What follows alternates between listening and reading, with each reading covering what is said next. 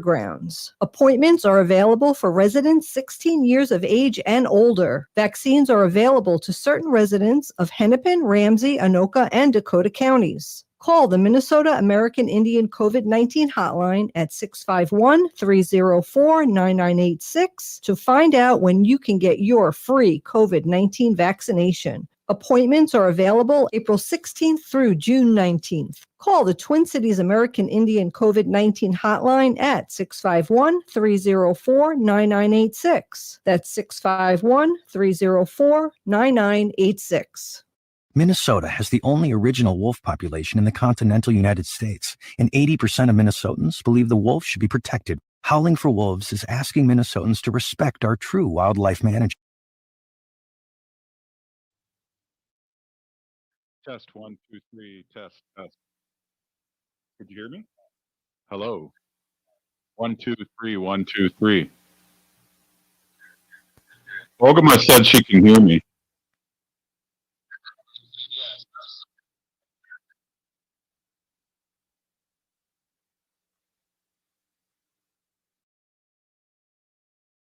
Honest native-centered news is not easy, but with your support, we're able to provide accurate information about Standing Rock, Line 3, treaty violations, and COVID-19 in our native communities. Please visit Native Roots Radio Network on Patreon and donate if you can. That's Native Roots Radio Network on Patreon. Pinigigi, and thank you for your support. Hey, Ogama, I've been hearing a lot about this term, climate justice. What is that? Climate justice is recognizing that the negative impacts of climate change don't affect all people equally. It also means transitioning from a fossil fuel-based economy to a more sustainable future. MN350 is one of the groups that's pushing for this transition to protect our futures. You can even get involved too. That's great, especially since I'm concerned about pipeline projects like Line 3. How can I help MN350? Just find them on Facebook or visit mn350.org. With your AM 950 weather, I'm Brett Johnson. Look for showers and storms overnight with a low around 65. Friday, partly sunny with a high near 82. And Saturday, sunny with a high around 91. Nightingale off 26th and Lindale has patio, dining room, and bar seating available. Menu favorites include the famous Nightingale burger and fries, ginger tamari chicken wings, smoked chicken liver plate, and more. Plus, they still do takeout and delivery. Open daily 5 p.m. to 1 a.m. with a full menu till midnight. More at nightingalenpls.com. Portions of Native Roots Radio may be pre-recorded. It's a good day to be indigenous. Get up, stand up. They are going to become more brutal. Couldn't cut, hit me cut again. Because all the hippies were trying to be Indians anyway. They're going to become more repressive because it's a matter of dollars and their illusionary concepts of power. Hey, Victor. We must live in balance with the earth. And also with recent happenings at Wounded Knee. I am awake. Hey, Kadagi to all my friends and relatives in 4 directions. You're listening to Native Roots Radio Presents I'm Awake, and I'm your host, Wakanja Hade. This portion of the show is brought to you by the Twin Cities American Indian COVID-19 hotline. Call them at 651-304-9986. They're open Monday through Friday from 8 a.m. to 8 p.m. and Saturday and Sunday from 10 a.m. to 2 p.m. And you don't need to live in the Twin Cities or Minnesota to call them. And they do call them a lot, right, Wendy? Well, they get updates every day on COVID. So yeah, and people are calling from all over Turtle Island. So keep it up, and they love the calls, believe you me. Hey, I'm your host, Robert Pilot, Wakunja Hade, which means Distant Thunder, and this is a show which we do every day, Monday through Friday, Wendy. And we discuss native and national native news all over Turtle Island. And as you know, native issues are human issues, and human issues are native issues. So today, the show, we have Robert Lilligren, who's with NACDI, a mover and shaker here in Indian land here. And then also we have Kevin Abourezk. And what I'm really excited about Kevin is, thank you, Wendy, for the thumbs up, is that, we're going to be working with Indians.com and with all the great work and news that they're doing, and we'd love to promote them and then have Kevin on. Hopefully we'll have him on once a week, but it's really exciting news to have more news. Absolutely. Speaking of which, why don't we go to Ogama with the news? Welcome, Ogama. we really love having you on, Ogama, because we give out the news here on the radio, native centric news that you normally don't hear other places. Welcome, Ogama. Hi, Annie Boujou, everybody. I just want to give a shout out to Jay Snowfly. I see you in the comments over there. Hello to you too. Hope you're doing well. I, as always, start out with some news on what's happening with the Stop Line 3 movement in Minnesota.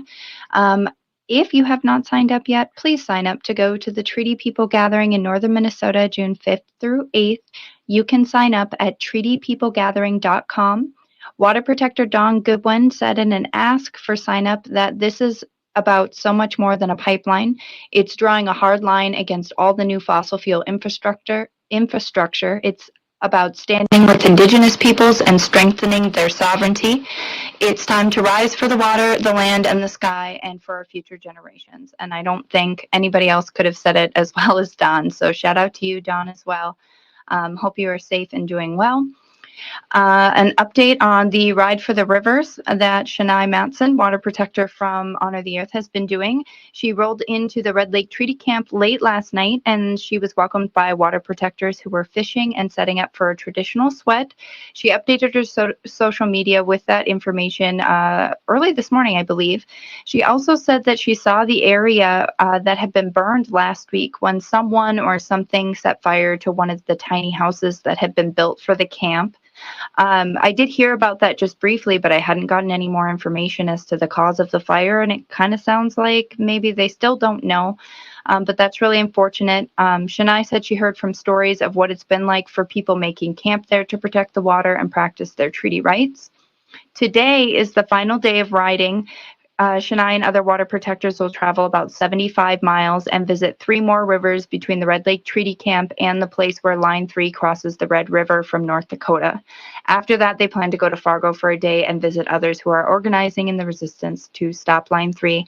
So also a shout out to Shania Matson and riding, I forget how many hundreds of miles she's riding, but she is riding a massive amount all the way down in the opposite direction of Line 3. The oil, in the opposite direction that oil flows in Line 3 in northern Minnesota. Other events that are coming up today at 7:30 Central Time is the Line 3 Call to Action. That's going to be right after the show. That event is hosted by MN350. It is a bi-weekly call to get an update on the status of Line 3 and upcoming opportunities to get involved to stop it. Is for anybody who's been involved in the movement or if they're brand new and looking for a place to engage. This week, they'll be joined by 3 organizers who will share information about the Treaty People Gathering June 5th through 8th. Again, treatypeoplegathering.com to sign up. Coming up on May 20th at May 20th through May 21st at Camp McGizzy, they will be hosting Frontline medic training with South Sound Street medics from Seattle and Portland. They'll be doing an in-depth frontline medic training course and go through a thorough condensed version of a 23-hour course with 6 hours of training each day. They do ask that masks and social distancing are required, but also not to come to Camp McGizzy unless you've received a recent negative COVID test. So keep that in mind if you're going to go up to Fond du Lac this weekend for that training. On Monday, the Minnesota Environmental Partnership and Sierra Club North Star chapter with Minnesota Interfaith Power and Light are hosting a webinar. It's called the Governor Walz Report Card webinar. It's Monday, May 24th from 7 to 8 p.m. And they are going to give an update on Walz's climate report card. The midterm climate report card is a tool to inform Minnesotans about how the Walz administration is responding to the climate crisis. You can sign up for that event at bit.ly/Walz Report Card Webinar and receive the Zoom link that way. Also coming up next week, Wednesday, May 26th, is the Grandmother to Grandmother to Stop Line 3. The 1,000 grandmothers of the Bay Area in California are coming all the way to Minnesota, and they are going to be in front of the Minnesota Governor's residence on Summit Avenue in St. Paul, Wednesday, May 26th from noon to 1:30, and to ask him to shut down Line 3. And then one more event next week, that same day, May 26th, from 5:30 to 7:30 p.m. is going to be Soup Singing to Stop Line 3, which is a fundraiser for Camp McGizzy. It is an opportunity to connect with your group to prepare for the Treaty People Gathering June 5th through 8th. You can register at tinyurl.com/soup singing. So in other news, yesterday we talked about the ongoing issues between South Dakota Governor Kristi Noem and the Cheyenne River Sioux tribe over her lawsuit against the federal government for denying a permit to launch fireworks over Mount Rushmore. Mm-hmm. The Cheyenne River Sioux tribe recently joined the lawsuit opposing Noem's request for the fireworks display. Noem wrote to President Biden in the past month saying she consulted tribes about the fireworks display, and the Cheyenne River Sioux tribe released a statement saying that they were not consulted nor were aware of such a conversation. In spite of all this, Noem hosted a ceremonial round dance at the South Dakota Capitol today. She opened the ceremonies by saying that they had the opportunity to celebrate heritage that makes South Dakota special, and that she and her family have attended tribal ceremonies in many communities across South Dakota, and that it was an honor to host one. She did have Standing Rock Sioux Tribal Chairman Mike Faith, educator Joe Circlebear, and a dance group from Sisseton in attendance. And also in attendance was David Flute, who was the Secretary of South Dakota Tribal Relations Department. However, about noon, a group of protesters interrupted the ceremony. They played music from a boombox and called out Noem and the other Native people in attendance. Two of the people held up a sign that said, "Governor Noem, you do not represent Oceti Sakowin." The South Dakota State Patrol, who's responsible for the security at the Capitol there, turned off the boombox and stood ground. It doesn't appear that anybody was arrested. Noem did not stop the events, but it was reported by the Grand Forks Herald that she left the event after 40 minutes and the dance continued. Reactions to this have been really mixed. Some people in the Native community believe that the event was a good thing because Noem has not previously hosted any events like this, while others are really siding with the protesters and believe that Noem intends to fool the people with her support for Indigenous communities in South Dakota. So that happened today. Wow, goody. I saw a picture of Noem wearing some kind of weird thing. Did you see that, Wendy? I just saw it and I can't remember what it was. Yeah, kind of a loincloth thing. Started with a bee. Yeah, around her waist. Yeah. Give me a break. Yeah. Well, we could talk about how I don't like fireworks too, but that's a whole nother show. That's a different show. It is a different show. But we can talk about that once we get closer. Hey, you're listening to Native Roots Radio presents I'm Awake and Pinigigi Ogama for the news. We're going to be right back with Kevin Abourezk of Indians.com, and we're really excited. Stay with us.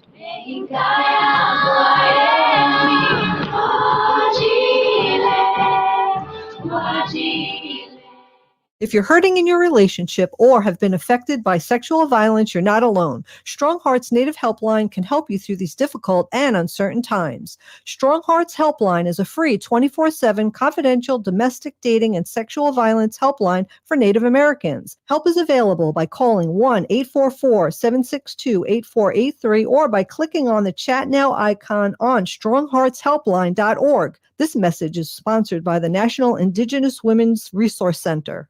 Over the past year and more, we've all missed out on a lot. Family time, graduations, weddings.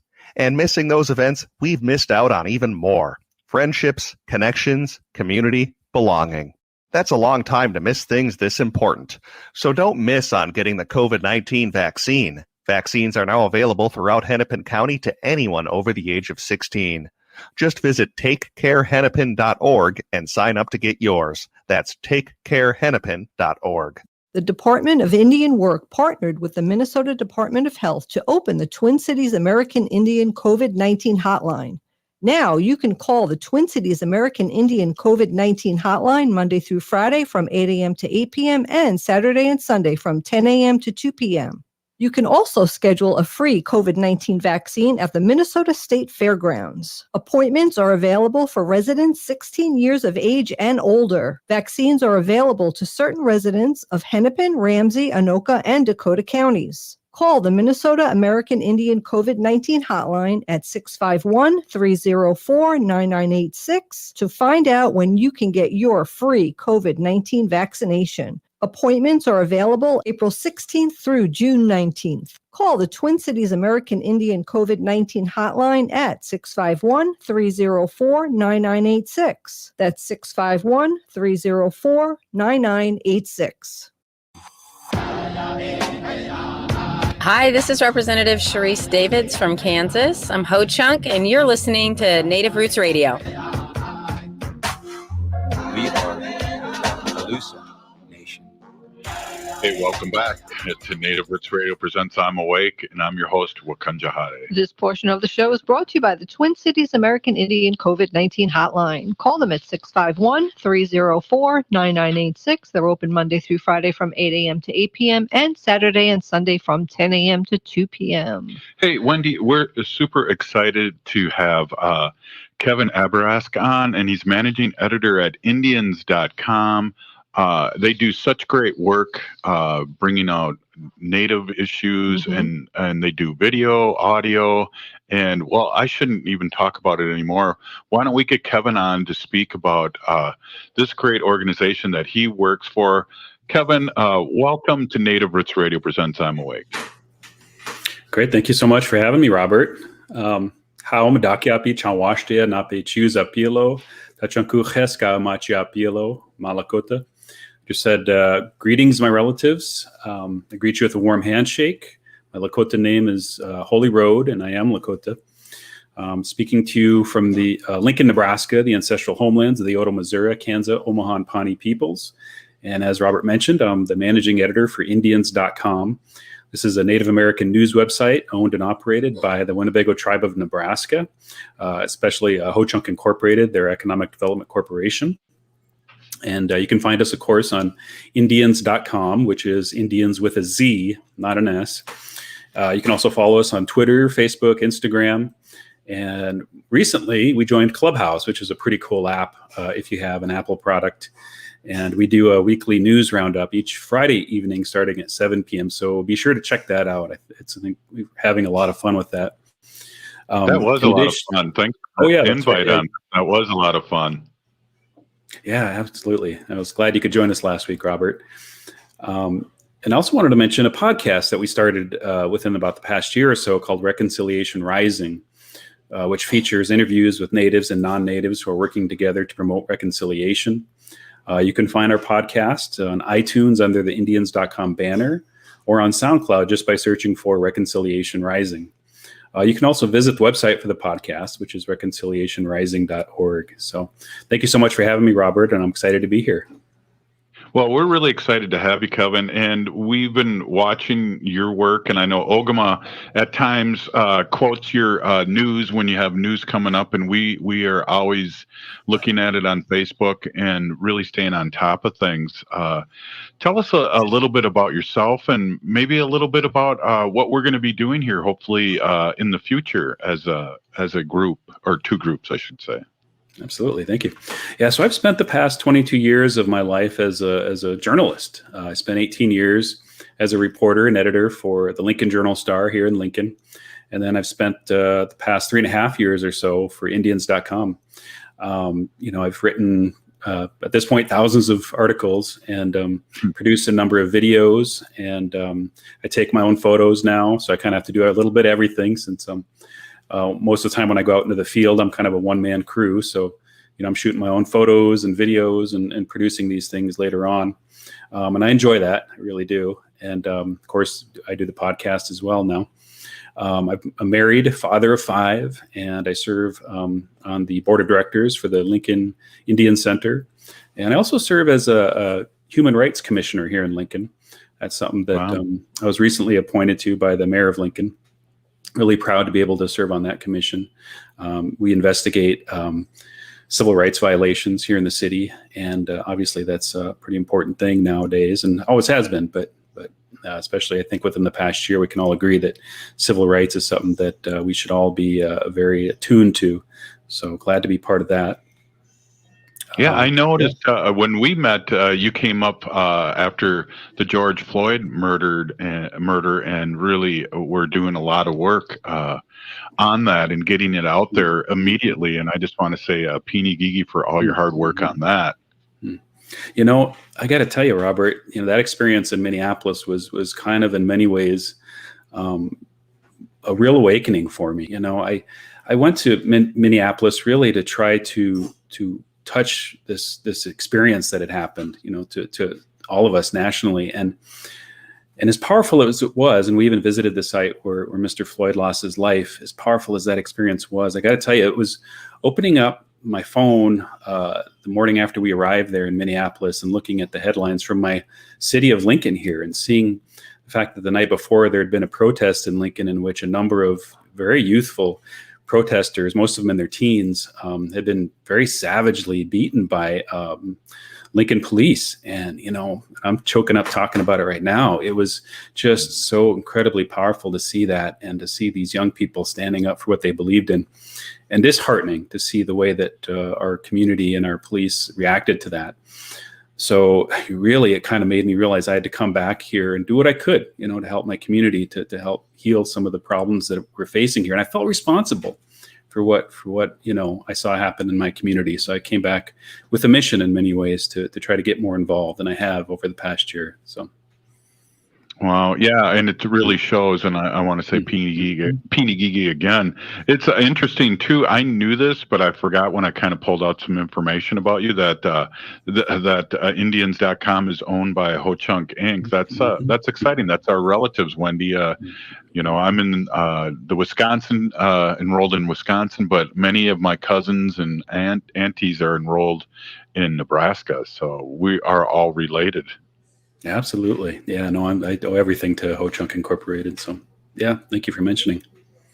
Yeah, and that's great. Wendy, you got a question? I don't really have a question. I'm just wondering what inspires you and how, what stories you choose to produce, or what kind of videos, what inspires you to do the work?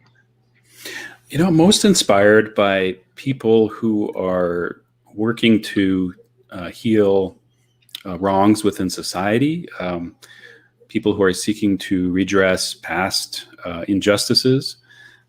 Certainly, these things always speak to my heart, and just people in general who have a story to tell that's about passion, that's about some kind of obsession. Even they say some of the best subjects we can find as storytellers is somebody with an obsession. So I'm always looking for that in the work that I do and finding it quite a bit. So it's fun. I really enjoy it. Well, it's exciting. And I think one of the things I'd really like to talk the last few minutes we have together is kind of what we want to do together as a team. I want to really amplify your voice. And because of all the great news, and that's what we're trying to do here in Native Roots Radio the last almost 4 years, is to amplify everybody's voice all over Turtle Island. So how do you see working with Native Roots Radio? I see a lot of possibilities for it. I love the venue, the medium, so to speak. I think there's a lot of possibilities with telling these kinds of audio stories, and I hope to explore that medium as much as I can in the future. So I'm really looking forward to it. Obviously, anytime we can talk about the work that we're doing for Indians.com, that's a huge plus for us. And, just glad to be able to share that kind of education and information with a broader audience is always a positive thing for Native people in general. But I do think that, the more we can share really personal stories and some of the personalities, the movers and shakers in our communities, I think it helps people to realize that we're not just historical figures. We're very much a contemporary people living and breathing today, and we matter. We're here. Yeah, I know we say a lot of times on our show and out in the public, we're still here, but, to our allies, that's really important for us to tell them. I think that's just a great point. And I love the fact that we can amplify positive voices all over Turtle Island. And we're just really excited, Wendy. We're really excited to have this. Yeah, it's great. This work together. And, so we got 2 more minutes here. What do you think? Ogama, do you have a question? I don't know that I have a question, but I do want to say I think the first time I met you in person was outside the American Indian Center when you came for the after George Floyd was murdered, and I was camped out there overnight for 2 nights in a row to make sure that nothing happened. We got lucky in that area; nothing did happen. But I do have to say that following and reading as much news as I do and deciding what I'm going to amplify, I completely agree with you that there are so many times where you read a headline or you read about a story and you're choked up because it is so grossly unfair or so grossly inaccurate, that we are very much a living and breathing people, and there's still a lot of ignorance around the existence of Native people, and we have to constantly be reminding people, and that can be really daunting. So thank you for your work and all the work that you do in amplifying those voices and reminding people that we are indeed still here. Absolutely. Any last words, Kevin? We're ending this, and we're really excited for what is going to come. We really are excited to team up with you and Indians.com as much as we can. Just lastly, I would say just thank you so much to Native Roots Radio for all the work that you do, especially amplifying the Line 3 news. I just think that's so important to do, and it doesn't seem like anybody else is covering it to the extent that you are, and just as well as you are. So great work in that regard, and happy to be part of it. So Wopi Latunka. Peeny Gigi. Wow, Wendy, really awesome. You're listening to Native Roots Radio Presents I'm Awake, and that was Kevin Abourezk of Indians.com, and we're going to be right back after this short break with Robert Lilligren of NACDI. Stay with us.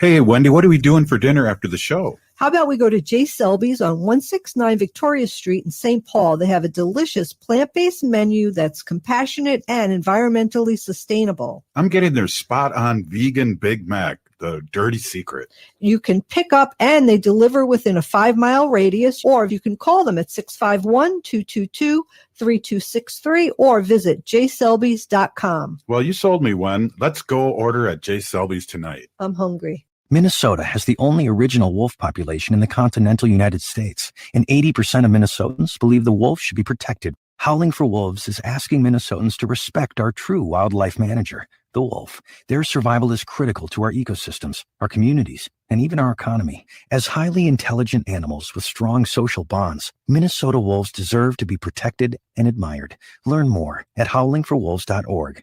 Let's live and let howl. Hey, Ogama, I've been hearing a lot about this term, climate justice. What is that? Climate justice is recognizing that the negative impacts of climate change don't affect all people equally. It also means transitioning from a fossil fuel-based economy to a more sustainable future. MN350 is one of the groups that's pushing for this transition to protect our futures. You can even get involved too. That's great, especially since I'm concerned about pipeline projects like Line 3. How can I help MN350? Just find them on Facebook or visit mn350.org. The University of Minnesota Duluth Department of American Indian Studies is accepting applications for the Master of Tribal Resource and Environmental Stewardship. With this degree, you'll develop the skills to help tribal governments manage natural resources and navigate the legal, cultural, and political contours of tribal sovereignty. And you can take all the courses online. To apply for the fall 2021 Masters of Tribal Resources and Environmental Stewardship at Minnesota Duluth, visit umdmtrees.org. That's umdmtres.org. The Department of Indian Work partnered with the Minnesota Department of Health to open the Twin Cities American Indian COVID-19 hotline. Now you can call the Twin Cities American Indian COVID-19 hotline Monday through Friday from 8 a.m. to 8 p.m. and Saturday and Sunday from 10 a.m. to 2 p.m. You can also schedule a free COVID-19 vaccine at the Minnesota State Fairgrounds. Appointments are available for residents 16 years of age and older. Vaccines are available to certain residents of Hennepin, Ramsey, Anoka, and Dakota counties. Call the Minnesota American Indian COVID-19 hotline at 651-304-9986 to find out when you can get your free COVID-19 vaccination. Appointments are available April 16th through June 19th. Call the Twin Cities American Indian COVID-19 hotline at 651-304-9986. That's 651-304-9986. Hey, Minnesota, this is Tom Hartman. Catch me during your lunchtime on AM 950 from 11 to 2. Find more information and the live stream at am950radio.com.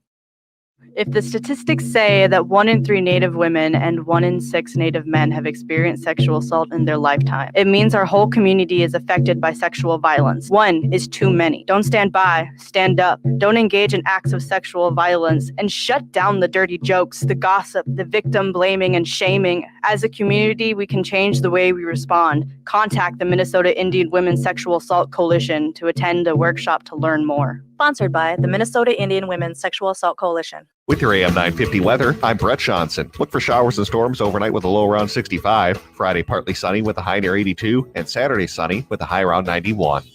At School of Rock Eden Prairie, you're never too old to learn a musical instrument. In fact, learning a musical instrument is not only good for your brain, it's fun too. You choose whether your lessons are in person or online. School of Rock Eden Prairie also has adult bands if you want to jam with other adults. Get rocking today at edenprairie.schoolofrock.com. Annie, I'm Lieutenant Governor Peggy Flanagan, and you are listening to Native Roots Radio. We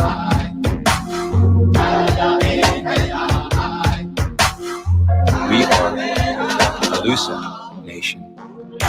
Hey, welcome back. Native Roots Radio presents I'm Awake, and I'm your host, Wakunja Hade. This portion of the show is brought to you by MN350, a grassroots organization fighting for climate justice, and the Minnesota Indian Women's Sexual Assault Coalition. Yeah, it's interesting before we get to the guest. We have a little technical difficulties back at the mothership, and it's funny to hear the bumper music. It sounds like a little hollow. Well, it sounds like we got the string and the cans, and we're talking through the cans at the with the string, and the little kids are on the end playing the music. But hey, we regress. We regress. Let's move on here, and we have Robert Lilligren of NACDI and our regular Thursday guest. Welcome, Robert. Let me unmute you here real quick, or unmute yourself.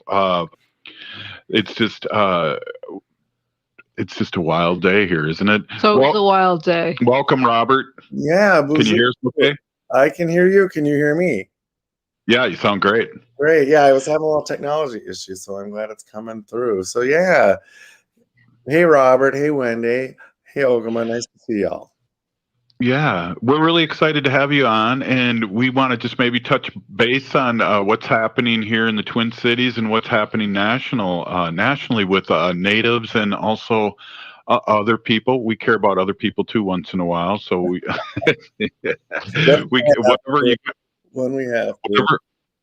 whatever you got for us today, that would be great to talk a little bit about what's happening over there in Minneapolis. Yeah, so, I talk about anything, as you know, and I always enjoy our conversations. A couple things I wanted to bring up, activities that are going on. And, this last year was kind of hard on folks because there weren't powwows, there were limited opportunities to get together. It's been great to see the community kind of coming out and being together in space. And this Saturday, the public schools up in Columbia Heights, Minnesota, so it's a suburb just north of Minneapolis, are holding their powwow, which had to be canceled last year. And so that's this Saturday, May 22nd, noon to, I can't read my old eyes here, noon to 5 p.m. And it should be very cool. Community member Valerie Larson, who works for the schools up there, is helping to coordinate it.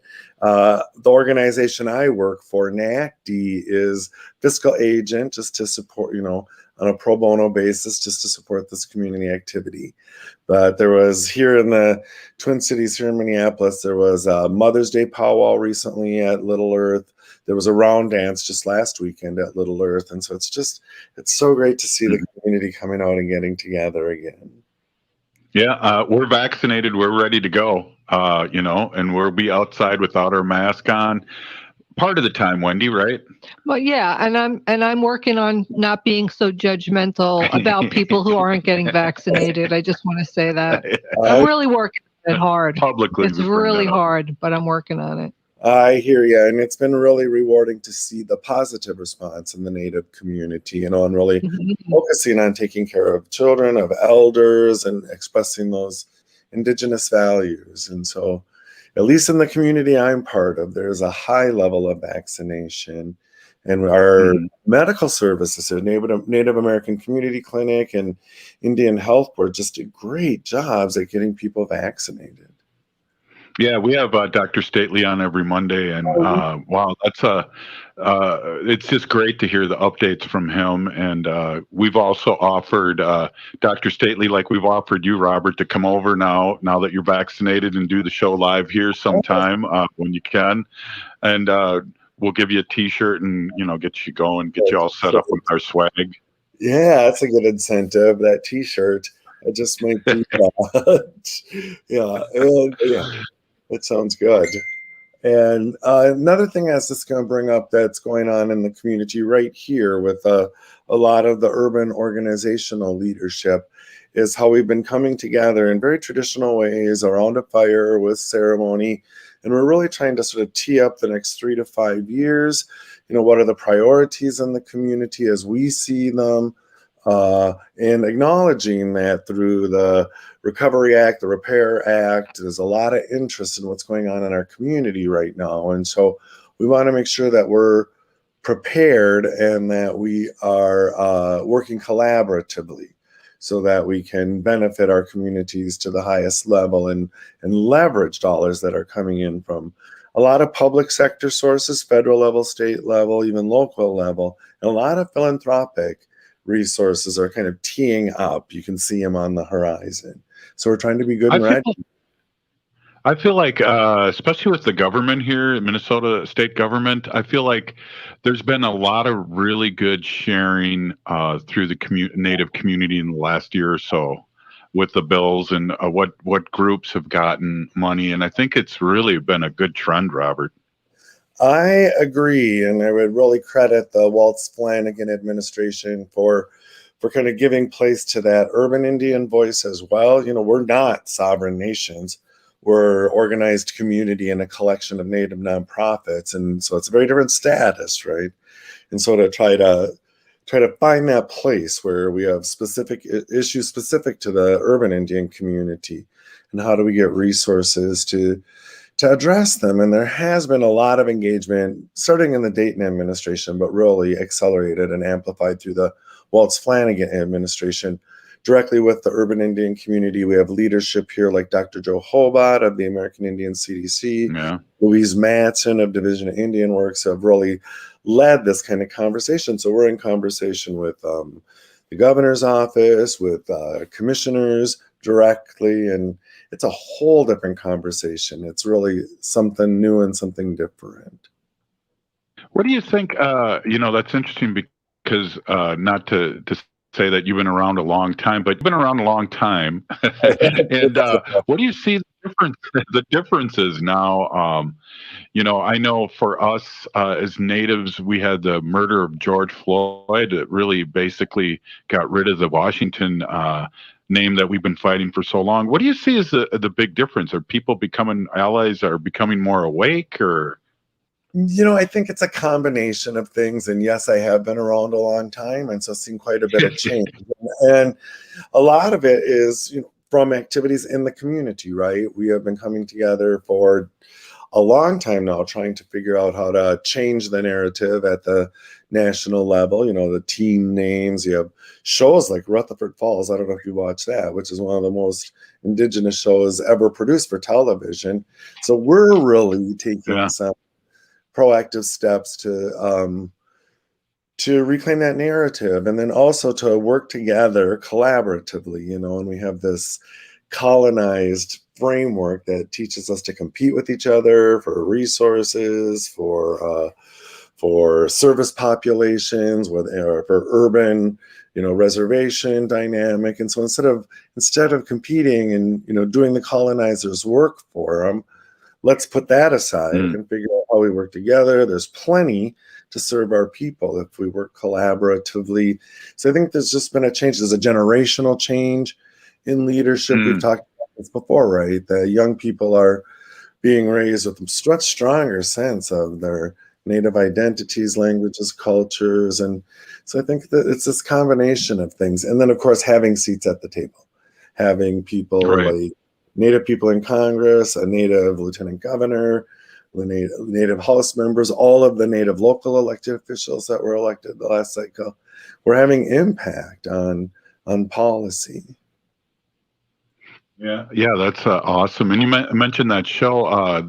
Bobby, who's in the show, went to Harding, so it's just like it's awesome. And we're What's going to the name of the show again? Rutherford Falls. It's a Netflix. And it's Peacock Network. Oh, I'm sorry, Yes. Peacock. Okay. We're going to be yeah, but I watched the first one, and then Wendy and I are going to be binge watching it because we're excited. I've just heard so many good reports as gets better and better and better and better as you watch it. Right. Well, and contemporary Native folks will really relate to it, I think. And the story is so kind of flip-flop. You have a descendant of a colonizer, Rutherford is his name, who feels like his culture, his language is being stolen from him and used for other people's profit. And it's just really smart that way. Yeah, it is. It really is. So, what else is going on? What we're looking nationally here. We're still waiting for the budget to go through nationally, and it's just like, hey, can we forget the Republicans and just move this on? I mean, when we're reaching across the board, does that also mean, Robert, that we are reaching politicians? Because we have nationally people that are really want this bill to be passed, this $1.3 trillion bill, and that the Republicans are really slowing us down on it. So we shall see, right? And I mean, I think this is a defining part of President Biden's administration. What can he get through? Lots of folks have said it was maybe a mistake for President Obama to try to be so bipartisan when he didn't need to. Vote-wise, he could have passed more, and so there's a lot to be seen here, and at the federal and the national level, as we know, the partisan divide is so wide, and the interpretations of reality. The discussion around January 6th. I think is totally fascinating. It's like, well, these people were there, their lives were threatened, and yet it was a peaceful walk in the park. Right. Oh, that really irritates me. It's just like, hey, it's just like, these guys were like tourists. And I went, wow. Wow. Tourists don't act like that, at least not that I know of. Right. And then what do they call it? The what about game? What about is, so the Republicans want to talk about everything that's happened over the last year in the same context with the insurrection on January 6th. So all of the civil unrest following George Floyd's murder, all of that. And they're different things, right? And I don't think it takes a constitutional scholar to see that. But they want to throw everything in there so you can't get anything. Hey, Robert, do you have a time to do a couple more minutes in the next segment? Sure, I'll stick around. Right on. Hey, we're with Robert Lilligren, Wendy, and I was doing really good on the names until I just messed your name up, Wendy. Sorry. You're listening to Native Roots Radio presents I'm Awake, and we're with Robert Lilligren of Native American Community Development Institute, NACDI, and we'll be right back after this short break. Stay with us.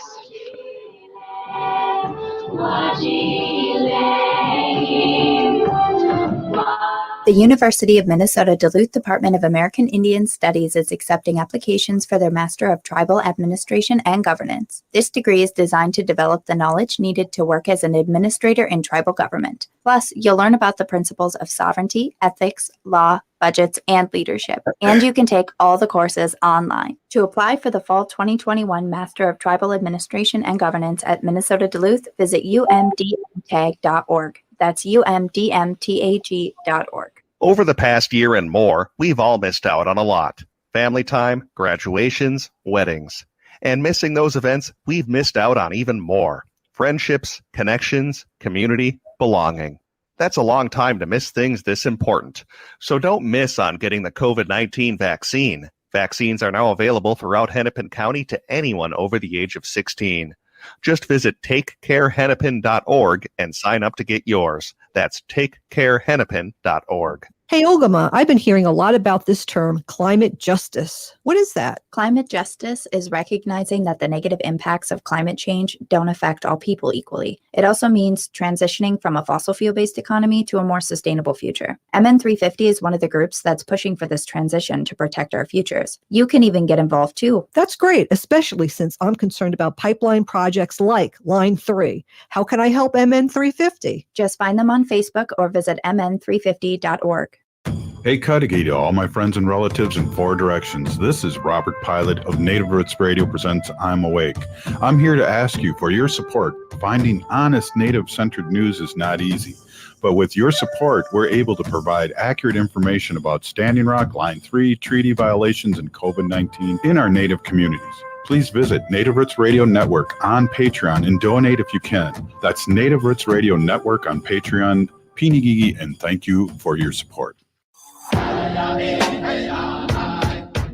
is Winona LaDuke of Honor the Earth, and you're listening to Native Roots Radio. I'm Awake. We are Alusa Nation. Hey, welcome back to Native Roots Radio presents I'm Awake, and I'm your host, Robert Pilot. This portion of the show is brought to you by Howling for Wolves, protecting wolves for future generations. Oh, Robert doesn't know this because he's normally not on this late, but should we do it again and have Robert howl? Sure. Are you a good howl, Robert? I'll try. This portion of the show is brought to you by Howling for Wolves, protecting wolves for future generations.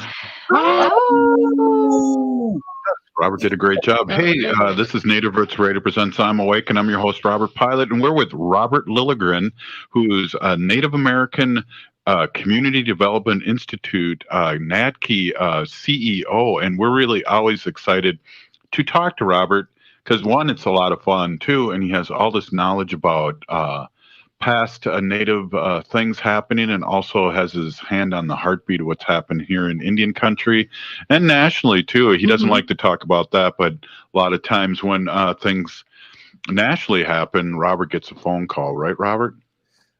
Well, from time to time, I think you always flatter me a little, but I'm thrilled to be here and thrilled to share what I can.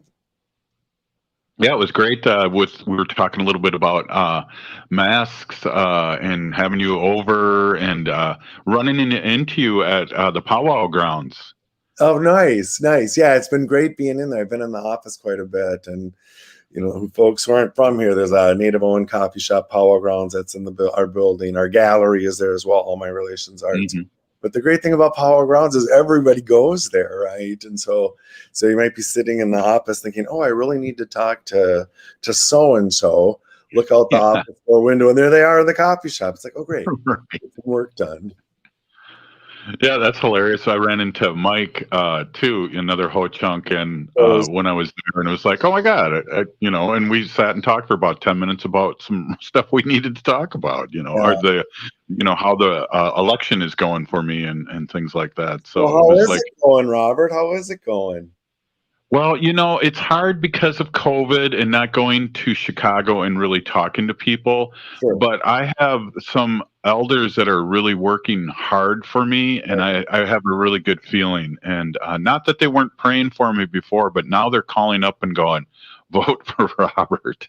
Perfect. Robert Pilot. So we'll see. We'll know June 2nd. We'll be having either the fake champagne corking or the real champagne and drinking the blues. No, I'm just kidding. I won't be drinking, but it's the creator's will, and I needed to do that because, as you know, when an elder tells us to do something, and there was a couple of them, I did it, and so that's our way, right, Robert? Yeah. Good luck. Fingers crossed. Your campaign looks great. I think you've done a great job. Oh, thanks a lot. I appreciate that. So we got a couple more minutes here. What else is going on? What do you want to talk about? I know you were talking. Wendy wasn't on last Thursday, and we were talking about what was happening at All My Relations Gallery. Now I think we can talk a little bit about it, but it's a really unique kind of showing there. Right. And so I would really encourage people. It's a young Alaskan native. And I'm going to the website really quickly to get his name, but he's very traditional and he works in fur is his medium, and he traps it and treats it in traditional ways. His name's Peter Williams, and the show is there through the 26th. And there's some mixed multimedia as well, some videos and things, but it's mostly these still art objects that are made of fur, things like flags and a basketball. That's what everyone always comments on, is the basketball. Right. And it's very tactile. You want to touch it. It's so right. And everything. And then there's some more abstract pieces, but it's breathtaking. Have you seen it? Yes, I was there. I went through the real quick, and I saw the basketball, but so it's very interesting, and there's stuff like that happens at that gallery all the time. So it's really interesting and brings people into the community. Right, all the time. We have a native writers series going on. It's about capacity building. It's a partnership with the Hennepin County Library, the Franklin Avenue Library, which is right up the block on the American Indian Cultural Corridor, and then Diane Wilson, a Dakota author, and it was kind of her vision to sort of prepare Native authors to get published. And so in a number of forums. So I'd really encourage people, if you're interested in writing, Native writers, there's an event coming up this week, and I would just go to All My Relations Arts website, allmyrelationsarts.com, and learn more. It's really exciting partnership. Yeah, that is. And just, the whole corridor, one of our leaders, and I think you know who it is, and we won't mention the name right now, is not doing too well, and we need to throw prayers out his way. But a lot of that corridor had to do with him and the people he worked with. So we want to really give a shout out, a silent prayer out there in that area. Right, prayers up for sure, and it really emphasizes how valuable this legacy of a lot of those founders is, and that we're living in that legacy and preparing to sort of pass it on to the next generations. And so how do we take what they gave us, make some progress, and then leave it better for the next generations? Well, Robert, I want to thank you for being on, and I'm wondering, we want to touch base with you after the show if you got the capacity. Wendy and I want to talk to you real quick, and we're going to end your segment right now. We're going to talk to Wendy, and I really appreciate all you do. Yeah, you guys. Yes, Pini Gigi, and I'll just put you in the bullpen right now and come back to you if you don't mind. So thanks again, Robert.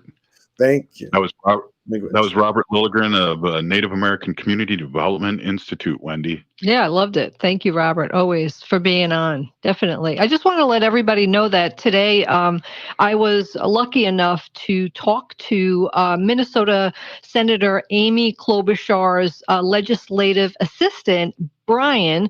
We had a meeting today with other colleagues of mine from the Humane Society of the United States, and we talked to them about a couple of different issues, but the one issue that I'm really passionate about and obsessed about, I could say, is the Puppy Protection Act. So what this is that the Animal Welfare Act needs to be updated. So right now, the Animal Welfare Act has dogs that are in puppy mills in just mere survival standards, right? Which we need to increase. So what we want to do is increase the Animal Welfare Act so that dogs and cats don't have to stay in wire cages and do lots of stuff. So I want everybody to call Amy Klobuchar's number at 202-224-3244 and ask her to please support the Puppy Protection Act, and it's Senate File 1385. Wow, really awesome, Wendy, and congratulations.